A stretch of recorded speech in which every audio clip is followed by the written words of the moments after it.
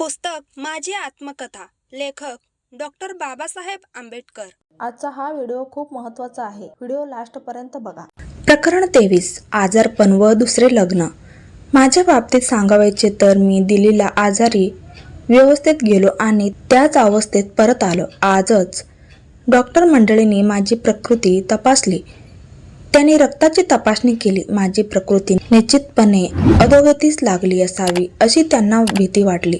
अर्थात याची आपण चिंता करू नये। पडत्या काळात मी सावरून उभा आहे। आपल्या समाजाला जोपर्यंत माझ्या अस्तित्वाची आवश्यकता आहे तोपर्यंत मी जगेन अशी मला खात्री वाटते। माझा हा दृढ आशावाद मला माझ्या कमकुवत प्रकृतीमुळे निर्माण झालेल्या निराशेतून सांभाळतो। त्याचबरोबर मी परमेश्वराला अशी प्रार्थना करतो की अधिक नसले तरी आवश्यक तेवढे आयुष्य मला दे। दुसरी गोष्ट माझे संबंधी आहे। माझे मित्र व वैद्यकीय सल्लागार यांनी निश्चितपणे मला असे सांगितले की माझी या मधुमेहाच्या विकारापासून निकोप होण्याची मोठी शक्यता आहे, पण जर का तो रोग उलटला तर धोकादायक आहे। मधुमेहाचा आजार हा खाण्यापिण्यावर अवलंबून असणारा आजार आहे। माझ्या दैनंदिन भोजनाची, जेवणाची व इन्सुलिन इंजेक्शन वगैरे बाबत काळजी घेणारे कोणी नसेल तर उलट उचल खाणार नाही असे मुळीच सांगता येणार नाही। माझे त्या मित्राचे असे म्हणणे आहे की जर माझी लग्न करण्याची तयारी नसेल तर मी एखादे शुश्रूषेसाठी नर्स, परिचारिका किंवा घरदार सांभाळणारी बाई पाहावी। या गोष्टीचा मी फार काळ विचार करीत आहे। शुश्रूषेसाठी एखादी नर्स वा घर सांभाळणारी एखादी बाई घरी ठेवल्याने लोकांच्या मनात शंका, कुशंका निर्माण होतील। याचकरिता लग्न करणे हा अधिक चांगला मार्ग आहे। चिरंजीव यशवंताच्या आईच्या मृत्यूनंतर लग्न करायचे नाही असा माझा निश्चय होता, परंतु प्राप्त परिस्थितीवर मजवर माझा निश्चय मोडण्याची पाळी आलेली आहे। डॉक्टर स्पष्टपणे म्हणतात, लवकर मरणे किंवा लग्न करणे यातून कोणती तरी एक गोष्ट करणे भाग आहे।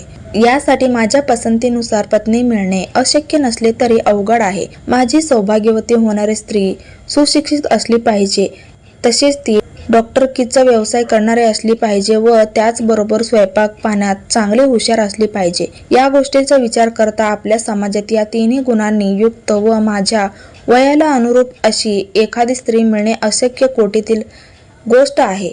तसेच इतर दुसऱ्या समाजातही माझे काही संबंध नसल्याने माझ्याशी लग्न करावयास अशी स्त्री मिळणेही अवघड दिसते। लग्न पुढे ढकलले तर याविषयी लोकांत दिवसेंदिवस जास्त भ्रमा होईल आणि दुष्ट लोक माझी बदनामी करावयास ती एक मोठी पर्वणी साधतील अशी मला भीती वाटते। ही गोष्ट करण्यात मी काही नैतिक गुन्हा करीत आहे असे मला वाटत नाही। तक्रार करायला मी कोणाही जागा ठेवलेली नाही, यशवंताला सुद्धा नाही। त्याला मी आजपर्यंत सुमारे 30,000 रुपये दिले असून कमीत कमी 80,000 रुपये किमतीचे एक घरही दिले आहे। माझी खात्री आहे की कुठल्याही बापाला आपल्या मुलाकरिता जे करता येईल त्यापेक्षा मी माझ्या मुलाकरिता जास्त केलेलं आहे। माझी प्रकृती एकाएकी ढासळली आहे आणि दुखण्याने फिरून उचल खाल्ली आहे। 4 दिवस डोळ्याशी डोळा लागलेला नाही।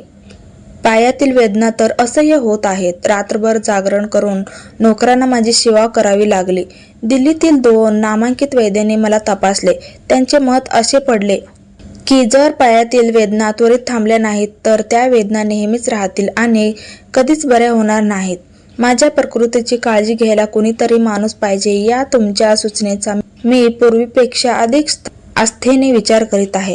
माझे जीवन इतके एकलकोंडे एकाकी झाले आहे की त्यामुळे अस्पृश्य हिंदू पुरुष व स्पृश्य स्त्रिया यांच्याशी माझे मुळीच संबंध नाहीत, पण सुदैवाने माझ्या पसंतीची एक महिला आहे।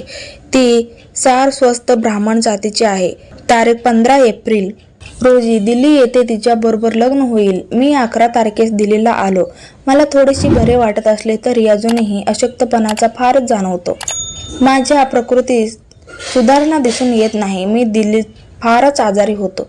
तारीख 3 चा रविवार हा जीवावरचा दिवस निघून गेला।